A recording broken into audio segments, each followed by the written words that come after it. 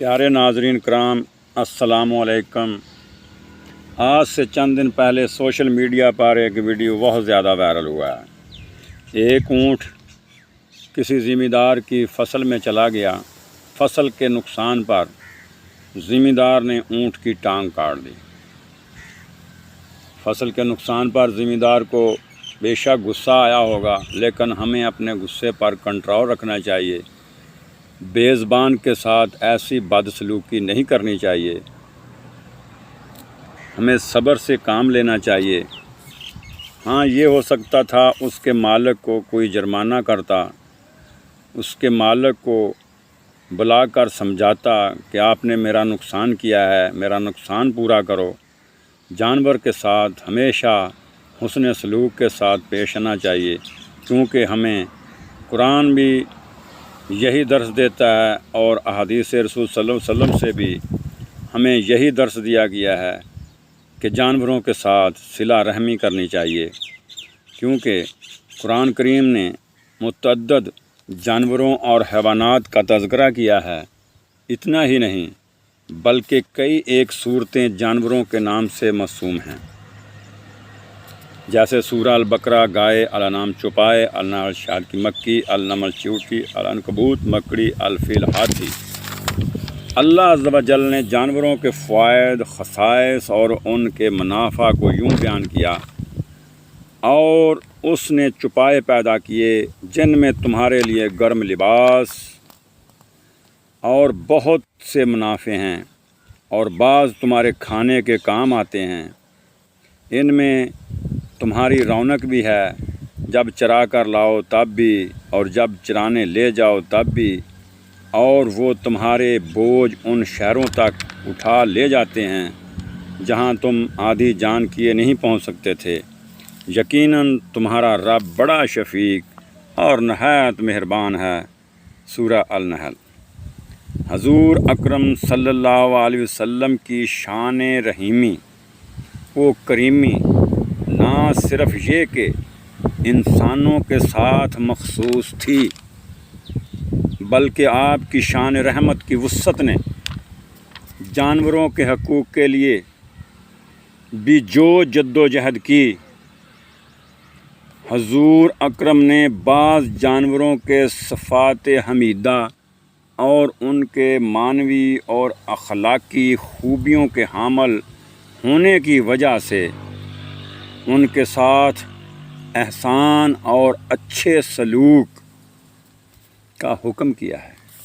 ناظرین کرام، بے زبان جانوروں کے ساتھ ہمارے حضور اکرم صلی اللہ علیہ وسلم نے اچھے سلوک کا حکم دیا ہے، ان کے ساتھ احسان کرنے کا حکم دیا ہے۔ گھوڑے کے متعلق آپ صلی اللہ علیہ وسلم نے فرمایا، گھوڑے کے ساتھ روز قیامت تک خیر وابستہ ہے۔ ایک اور روایت میں فرمایا، اونٹ اپنے مالک کے لیے عزت کا باعث ہے، اور بکری میں خیر و برکت ہے۔ مرغ کو گالی نہ دو، چونکہ وہ نماز کے لیے جگاتا ہے۔ آپ نے جانوروں کے ساتھ احسان کا حکم دیا ہے۔ آپ کی شان رحمت یہ ہے کہ آپ نے ہمیں یہ حکم دیا ہے کہ جانوروں کے ساتھ احسان کرو، اچھا سلوک کرو۔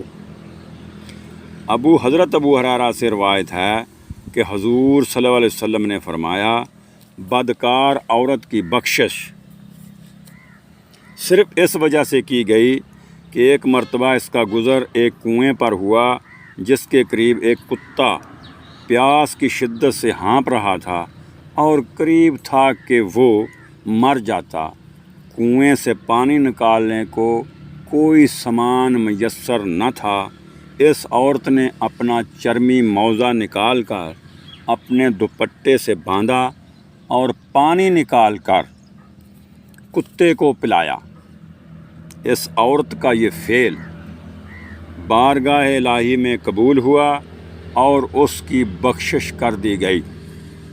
ایک شخص نے نبی کریم صلی اللہ تعالیٰ علیہ وسلم سے عرض کیا، اے اللہ کے رسول، میں اپنے حوض میں اپنے اونٹوں کے لیے پانی بھرتا ہوں، اپنے اونٹوں کو پانی پلانے کے لیے کسی دوسرے کا اونٹ آ کر اس میں سے پانی پیتا ہے تو کیا مجھے اس کا اجر و ثواب ملے گا؟ تو حضور صلی اللہ علیہ وآلہ وسلم نے فرمایا، ہر تر جگر رکھنے والے میں اجر و ثواب ہے۔ نبی کریم صلی اللہ علیہ وآلہ وسلم نے جانوروں کے ساتھ حسن سلوک کی تاکید اور بدسلوکی کو عذاب و عطاب اور سزا کی وجہ گردانا ہے اور انتہائی درجے کی مصیبت اور گناہ قرار دیا ہے۔ انسان کا ضمیر جھنجھوڑنے والے سخت الفاظ استعمال فرمائے۔ رسول صلی اللہ علیہ وسلم نے فرمایا، ایک عورت کو اس لیے عذاب دیا گیا کہ وہ بلی کو باندھ کر رکھتی تھی، نہ کھلاتی تھی نہ پلاتی تھی اور نہ اسے کھانے کے لیے چھوڑتی تھی۔ حضرت ابن عباس سے روایت ہے کہ رسول صلی اللہ علیہ وسلم کے پاس ایک گدھے کا گزر ہوا جس کے منہ پر داغا گیا تھا۔ آپ نے اسے دیکھ کر فرمایا، اس شخص پر لعنت ہو جس نے اس کو داغا ہے۔ ایک اور روایت ہے، غیلان بن جنادہ کہتے ہیں کہ میں نبی کریم صلی اللہ تعالیٰ علیہ وسلم کے پاس اونٹ پر آیا جس کی ناک کو میں نے داغ دیا تھا۔ رسول اللہ صلی اللہ علیہ وسلم نے فرمایا، اے جنادہ، کیا تمہیں داغنے کے لیے چہرے کا ادب ہی ملا تھا؟ تم سے تو قصاص ہی لیا جائے۔ ایک دن نبی کریم صلی اللہ علیہ وسلم کسی انصاری کے باغ میں داخل ہوئے۔ اچانک ایک اونٹ آیا اور آپ کے قدموں میں لوٹنے لگا۔ اس وقت اس کی آنکھوں میں آنسو تھے۔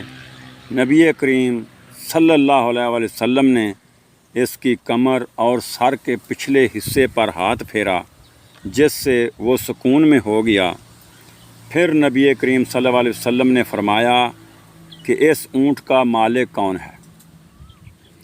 تو وہ مالک دوڑتا ہوا آیا۔ آپ نے فرمایا، اس کو اللہ تعالیٰ نے تمہاری ملکیت میں دیا ہے۔ اللہ سے ڈرتے نہیں ہو؟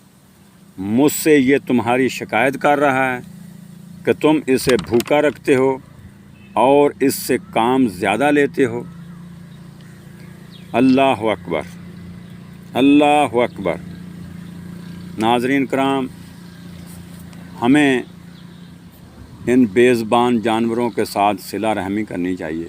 حضور صلی اللہ علیہ وسلم نے جہاں تک فرمایا کہ اگر ہم کسی جانور کو ذبح کرتے ہیں تو اس کے سامنے چھری تیز نہ کرو، اس کو گھسیٹ کر نہ لے کے آؤ، اس کو لٹانے میں تکلیف نہ دو۔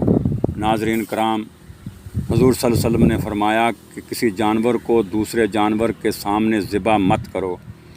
اللہ تعالی ہمیں رسول صلی اللہ علیہ وسلم کے فرمائے ہوئے ارشادات پر عمل کرنے اور قرآن کو سمجھنے اور اس پر عمل پیرا ہونے کی ہدایت فرمائے۔ اور ناظرین کرام، اگر آپ کو یہ ویڈیو پسند لگا تو میرے اس چینل کو سبسکرائب کریں۔ آپ کی مہربانی۔ والسلام۔ پیارے ناظرین کرام، السلام علیکم۔ آج سے چند دن پہلے سوشل میڈیا پر ایک ویڈیو بہت زیادہ وائرل ہوا ہے۔ ایک اونٹ